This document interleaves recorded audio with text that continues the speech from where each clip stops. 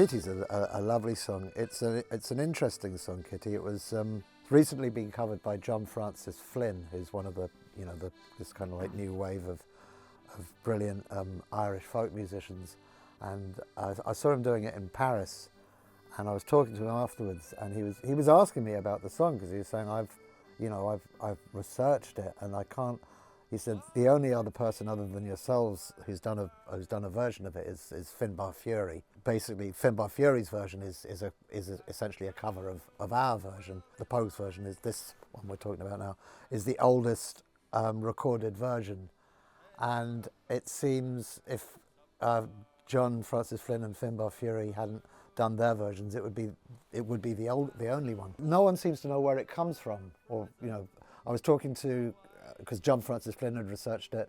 I was talking to Ian Lynch from Lankham, who has a podcast called Fire Draw Near, which for anyone who's interested at all in folk music from these islands, and there's folk music from these islands that's also gone sort of around the world. He usually takes a particular song and then he just meticulously researches it, going all the way back, finding the earliest sort of, the sheet ballads or whatever, from way, way, way back when.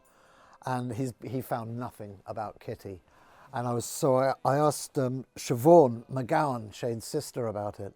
And they learnt it from their mum, and Therese, who had learnt it from her Uncle Billy, I think, who had learnt it from, I don't know, his grandmother or whatever. And it seems like it's actually the Lynch family song from that region of sort of North Tipperary, where her family came from, and it's one of the very few songs, I guess, that never actually made it out of its away from anywhere away from its birthplace.